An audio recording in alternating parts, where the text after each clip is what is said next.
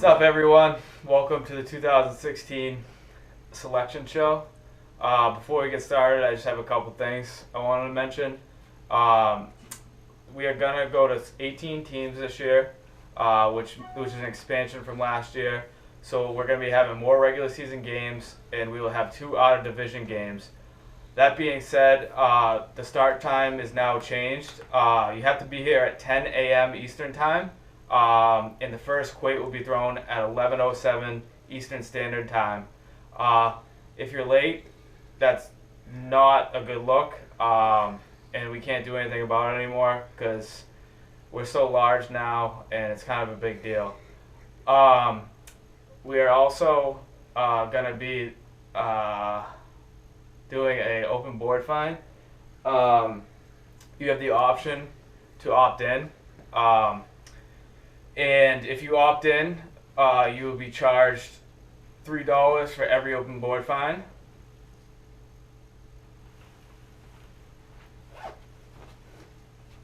Okay.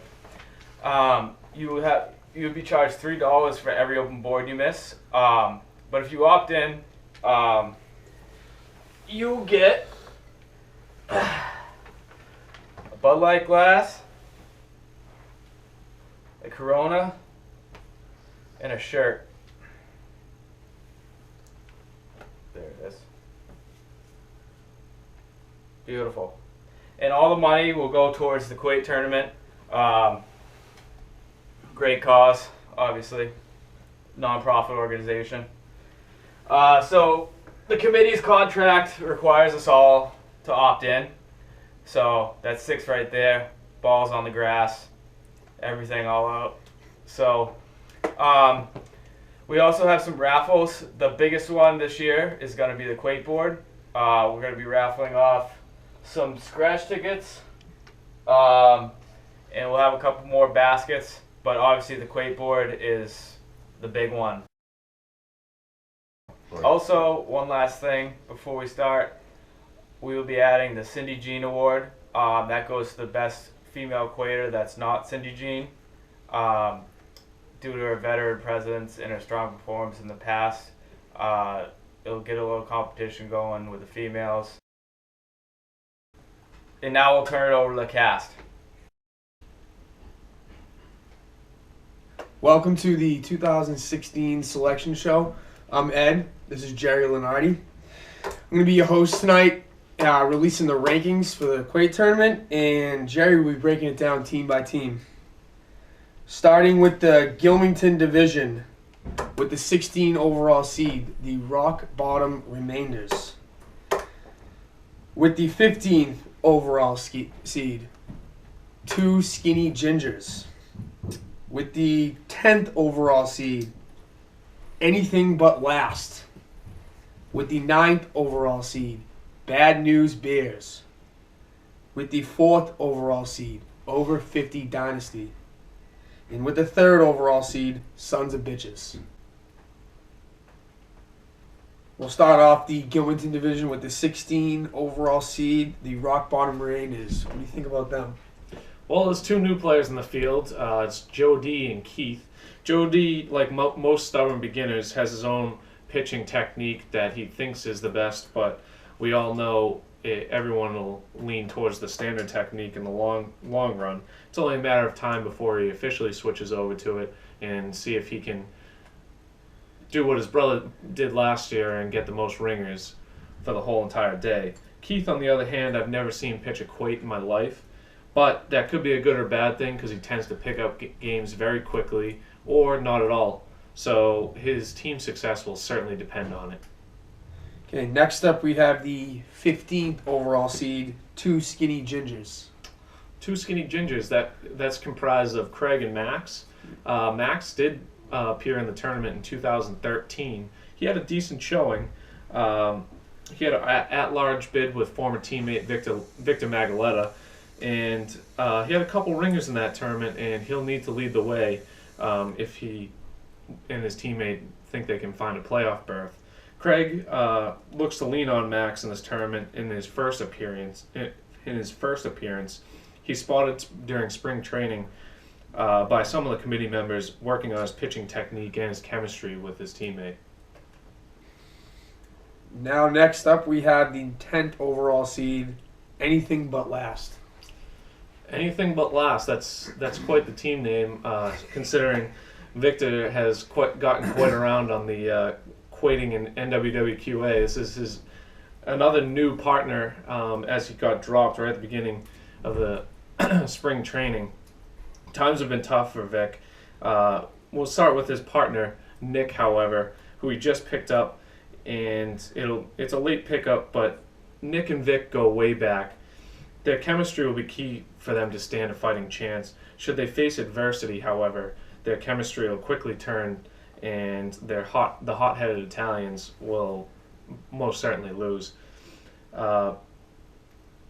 After Vic's rookie year, he did win the Rookie of the Year award in the inaugural year, but he's shown all the potential and hasn't quite lived up to it. He struggled to find a steady partner, and just a few weeks ago, Mike dropped him to align with Ed to form the Sweepers. He has a ton of potential, but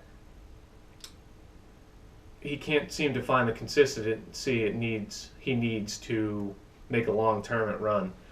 When he's on fire, however, him and his partner will look like the best team in the tournament, but the odds of him keeping that hot streak whenever he may find it are unlikely, and it'll be an uphill battle for him to make the playoffs. Rest in peace, Team Italia. Indeed. Next up, we have the 9th overall seed, the Bad News Bears.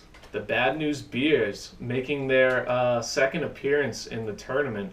They're changing their team name from the Flash and Diesel last year. So this should be an exciting second go-around for Tim and Lauren. Timmy, I did see earlier this year in spring training, he has completely redone his pitching technique and looks much more prone for a solid tournament in his second go-around. He rocked a throwback Mike Vick jersey last year and quickly formed a rivalry with dog lovers Trudell and Doherty. This should be a great rematch if we do get to see it at all. Lauren is the second half of the team and has struggled finding the best form to pitch a Quoit. But with Timmy looking like one of the league's rising stars, maybe some of his teammates' technique can rub off him and they can help him find his groove. Next up, we have the 4th overall seed, Over 50 Dynasty. Yeah, back-to-back 4th overall seeds. They were the 4th overall seed last year. They finished exactly 4th as we predicted. Joe and Buck are two of the better quaters in the tournament. When you think of the best swings in baseball, you may think of Ken Griffey. When you think of the best shots in basketball, you may think of Steph Curry. When you think of the best pitchers in Quoits, it's Doug Monson. His years of experience in textbook toss make any opponent scared. He comes close on several occasions to hoisting the rubber donut. Maybe this is finally his year. Joe, on the other hand, well, have you ever heard of the Minutemen? The militia that could assemble in minutes' notice during the Revolutionary War? Well, Downing's the complete opposite of that. There are very, very few things in life Joe hustles for, except for when rubber's hitting the slate. He is statistically one of the best quaters in tournament history, and it's only a matter of time before he captures the title. With the number 1 seed in the Gilmanton division and the number 3 seed overall in the tournament, the Sons of Bitches. Yeah, the Sons of Bitches find themselves in the same spot as last year. Just like the Over 50 Dynasty, they'll have that nice 3-4 matchup. They finished 3rd last year, and the last year's MVQ, Coach Phil, is actually battling back from a broken rib that he did suffer in last year's celebration when tackling an inflatable Southwest Airlines sponsorship plane. Although Southwest Airlines has cut ties with Monson, new reports are saying that he's close to finalizing a deal with JetBlue, which would be his second highest paying endorsement after his lifelong contract with Sierra Nevada Brewery. We'll see if his rib injury slows him down at all, but if past performance is any indication, you'll either find him tossing a battle quoit or standing by the smoker eating a rib in one hand with ice-cold Sierra in the other. As for his partner, Sin, the Gilmanton Ironworks native, has more experience than almost the rest of the field combined. You hear training stories of the great ones like Jordan shooting thousands of baskets a day, while Monson is known to pitch several hundred quoits a day and always makes a great showing in spring training. We'll see if the best left-handed pitch in quoits is good enough to finally propel the Sons of Bitches to a championship year.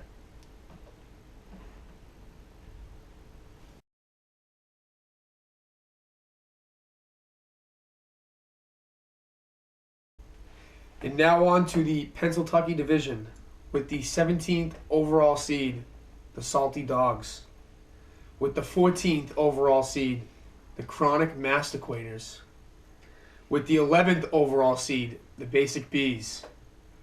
With the 8th overall seed, the 89ers. With the 5th overall seed, the Sweepers.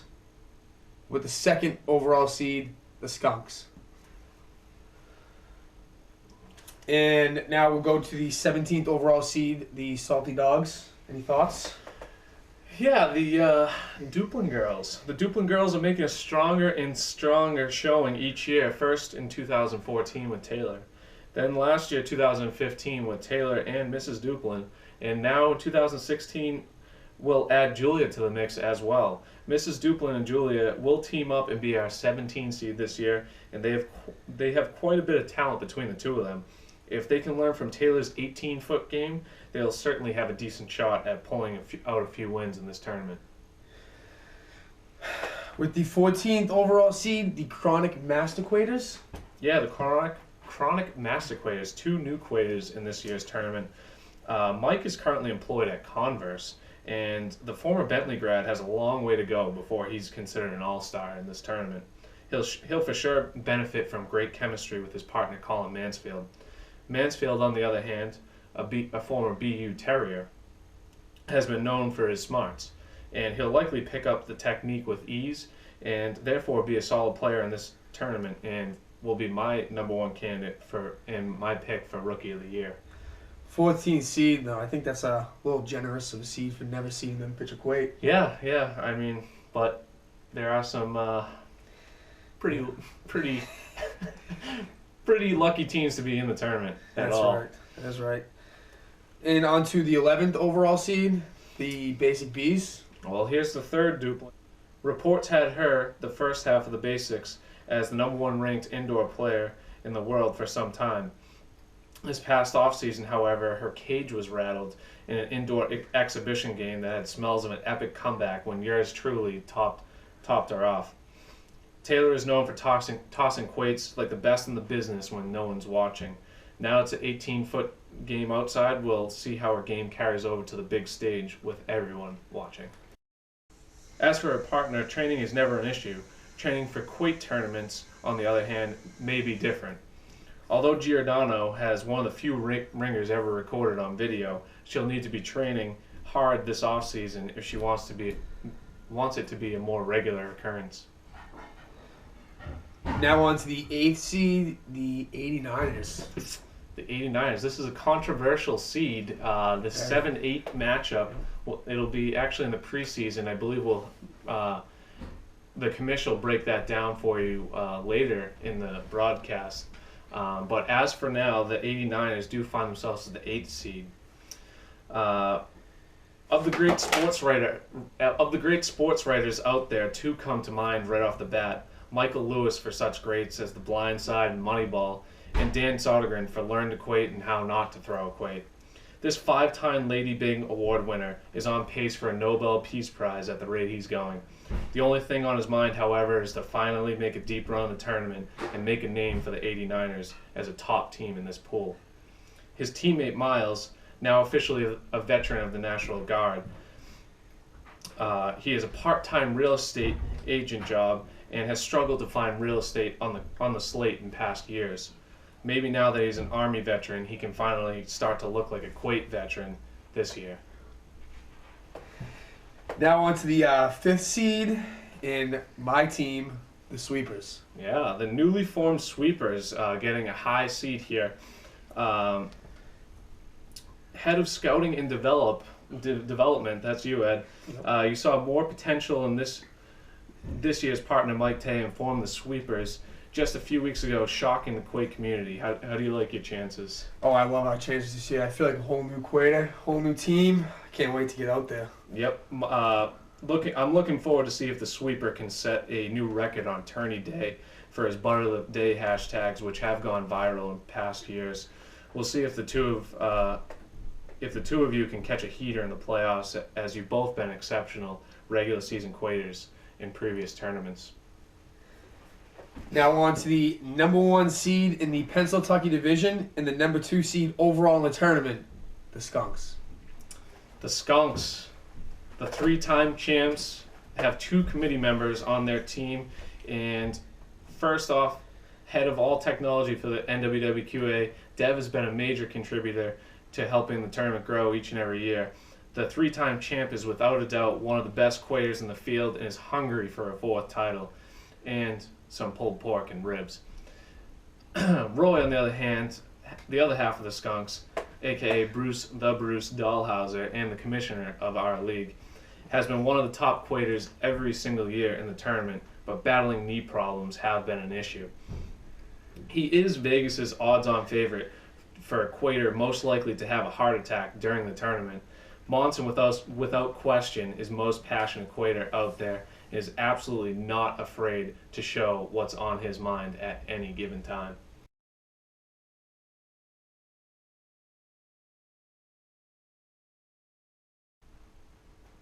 Now on to the Storm division.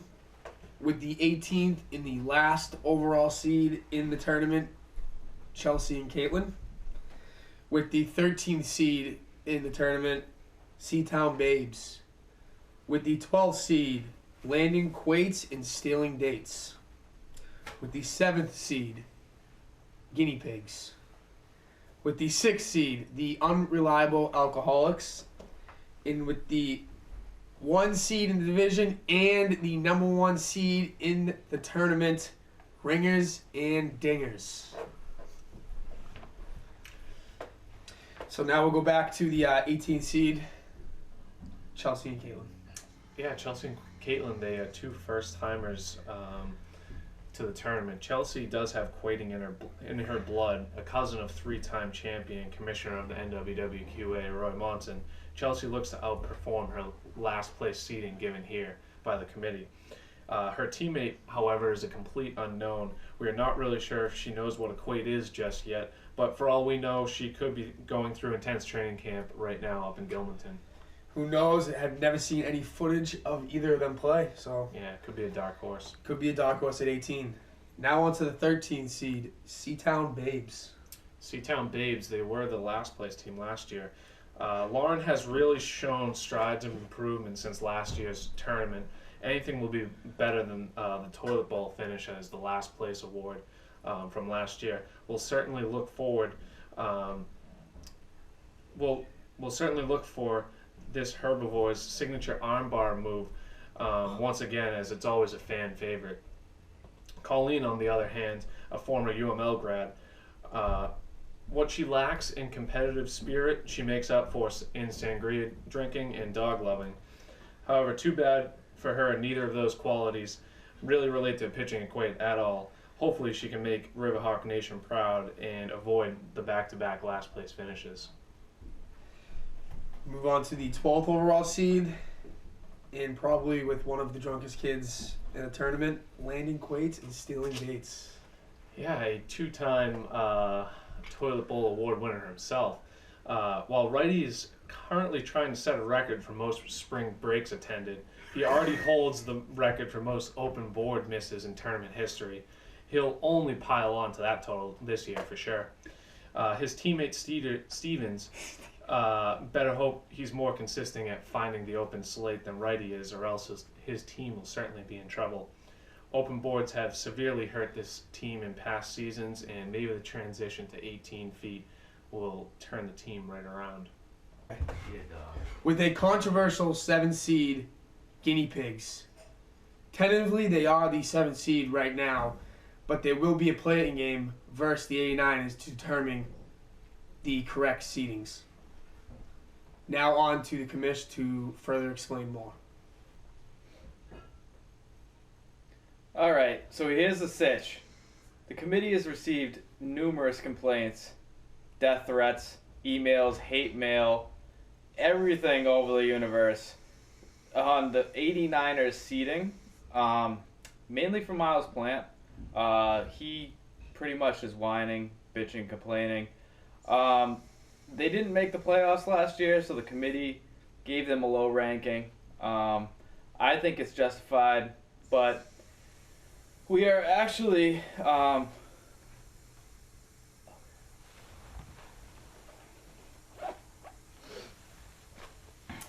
so, being the NWWQA, we take everything way overboard and blow everything way out of proportion. So, I proposed a nuts on the grass, balls out, 7-game series, guinea pigs versus the 89ers for the 7th seed. There'll be a banner, they'll be mic'd up, we'll charge admission, balls on the grass, nuts out, 7-game series, all on the line for the 7th seed. Just like Miles wanted, he wants the 7th seed, he's got to earn it. See ya at the tournament, bitches.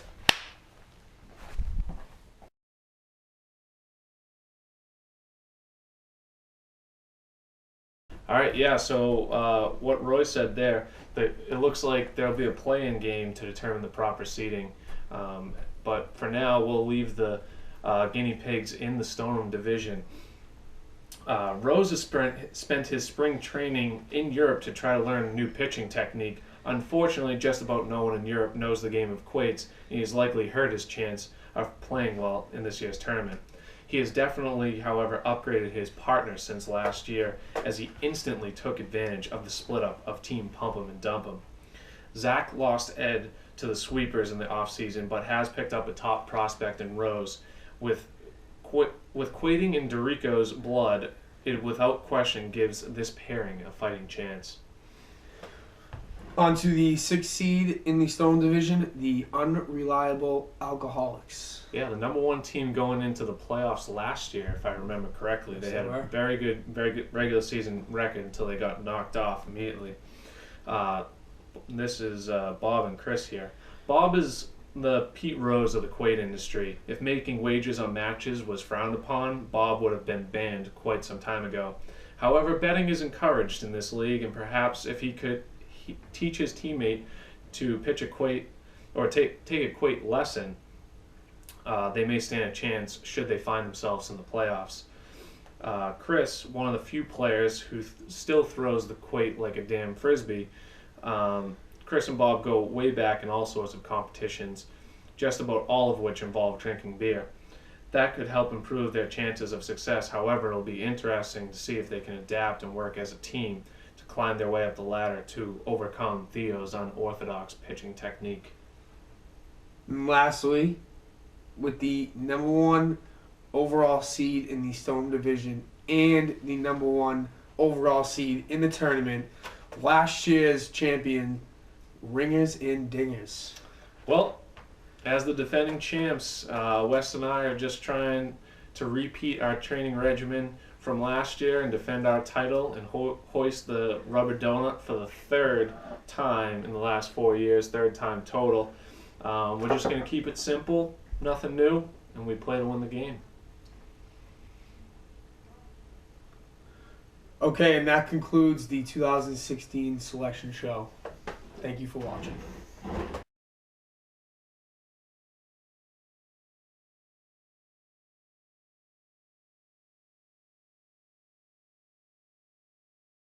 At 5'7" inches, weighing in at $1.80, out of Charlestown, Massachusetts, your 5-time Lady Bing recipient, Daniel Big Cat Sodergren.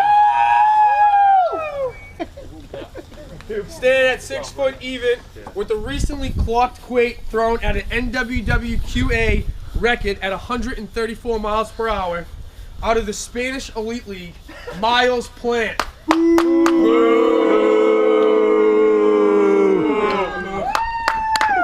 Alright, weighing in at 2 bills and standing at a towering 6'3" an avid fan of sports teams that don't win championships. You love to hate them, Tim Rose.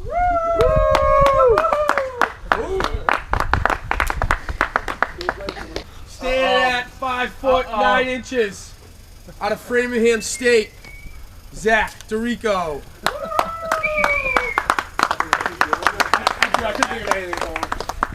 There you go, Zach. All right, let's go. We need this is a clean game. Heads or tails, you pick who you shoot against. I'll 89ers veterans call it. D-Sod. Go. Got it. Which one's You want heads or tails? We want heads. This is heads. This is tails. Heads all day. Heads all day. Heads. Tails. Tails. It's tails. Who do you want to shoot against? I'm gonna shoot against Miles. All right, hey. Want to shake hands? We need a picture of the shaking hands.